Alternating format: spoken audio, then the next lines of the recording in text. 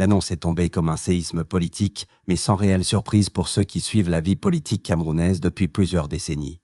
Au Cameroun, le président Paul Biya vient d'être réélu pour un 8e mandat consécutif à la tête du pays. À 92 ans, l'homme fort de Yaoundé, au pouvoir depuis 1982, prolonge encore un règne déjà inscrit dans l'histoire comme l'une des plus longs du continent africain et même du monde. Cette réélection, bien que saluée par certains partisans du parti au pouvoir, le Rassemblement démocratique du peuple camerounais RDPC, suscite aussi de nombreuses interrogations à l'intérieur comme à l'extérieur du pays. Les résultats officiels proclamés par le Conseil constitutionnel confirment la victoire du président sortant avec un score largement supérieur à ses concurrents.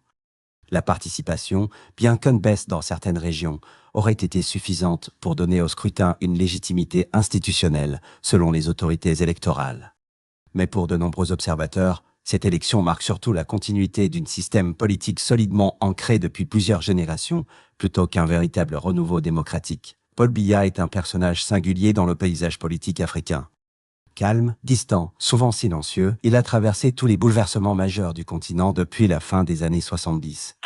Sous son autorité, le Cameroun a connu la stabilité institutionnelle que beaucoup de pays voisins ont enviée, mais aussi des périodes de tension, de crise et de contestation. Sa longévité politique tient à un savant mélange de contrôle du pouvoir, de fidélité interne et d'un appareil d'État très structuré autour de sa personne. La campagne présidentielle qui vient de s'achever a encore une fois mis en évidence le déséquilibre entre le parti au pouvoir et une opposition fragmentée.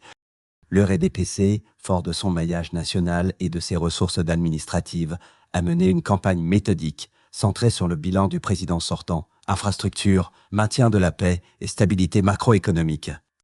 Les partisans de Paul Biya ont mis en avant les chantiers routiers, les barrages hydroélectriques, les projets d'industrialisation et les réformes engagées pour moderniser l'administration publique.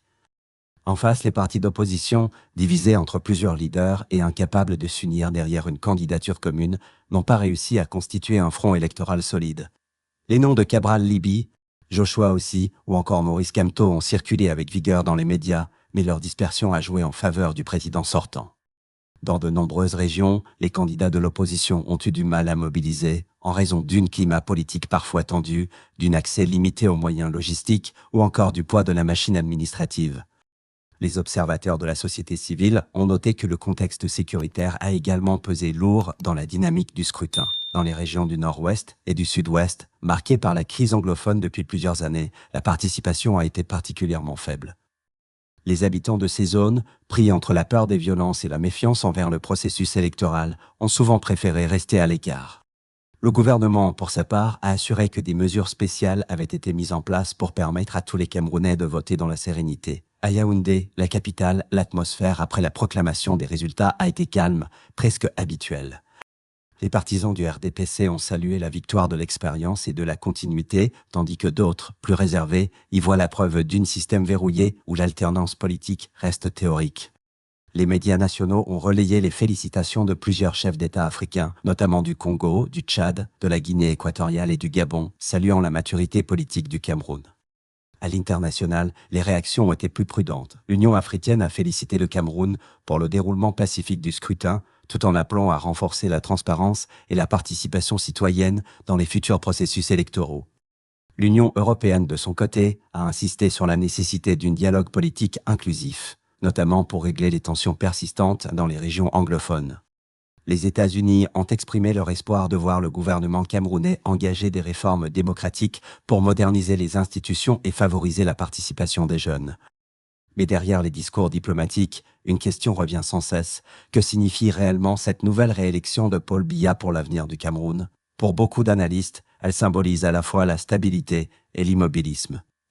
Stabilité parce que le pays n'a pas connu de basculement brutal ni de crise institutionnelle majeure. Immobilisme parce que cette longévité au pouvoir bloque l'émergence d'une nouvelle génération politique capable d'apporter des idées et une vision différente.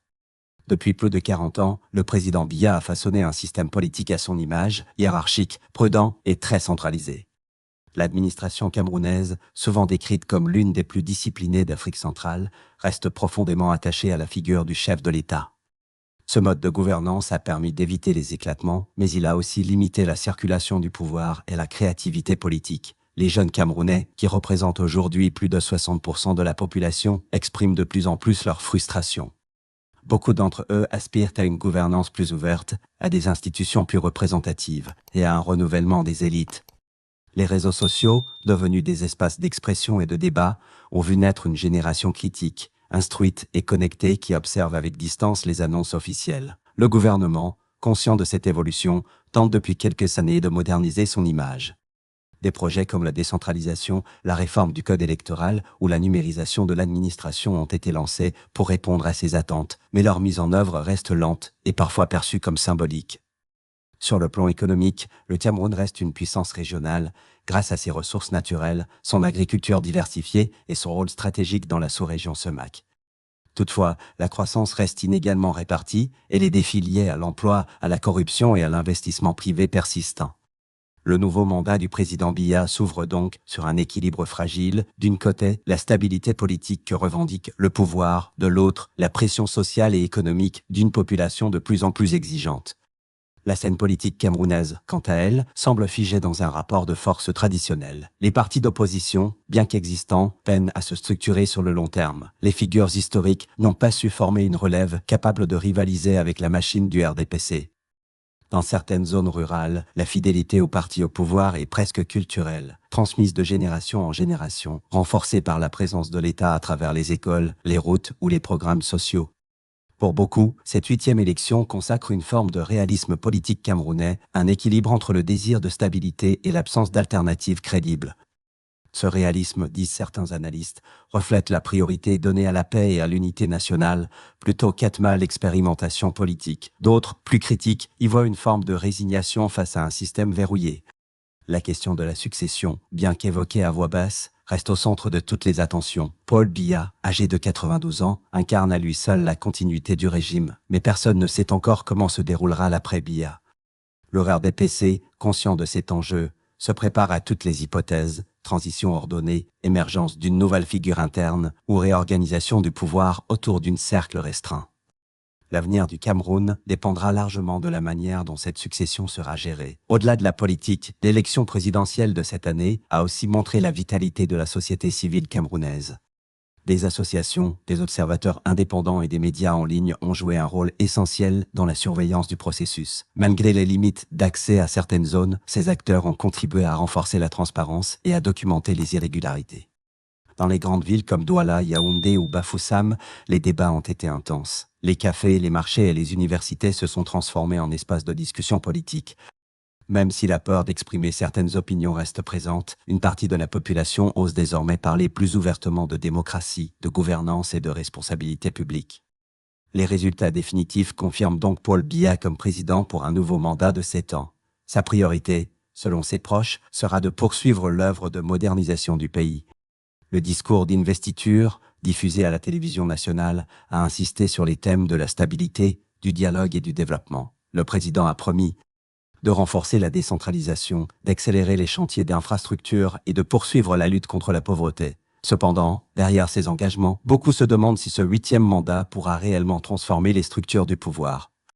Certains politologues rappellent que le Cameroun se trouve aujourd'hui à un tournant historique entre la continuité institutionnelle et le besoin de réinvention. Le pays dispose d'un potentiel immense, humain et économique, mais son avenir dépendra de sa capacité à renouveler sa gouvernance et à inclure toutes ses composantes. Les jeunes, les femmes, les entrepreneurs, les intellectuels et la diaspora réclament une place plus importante dans la construction nationale. La réforme du système éducatif, l'innovation technologique et la création d'emplois seront des chantiers décisifs pour ce mandat. Sur le plan régional, le Cameroun joue un rôle de pivot.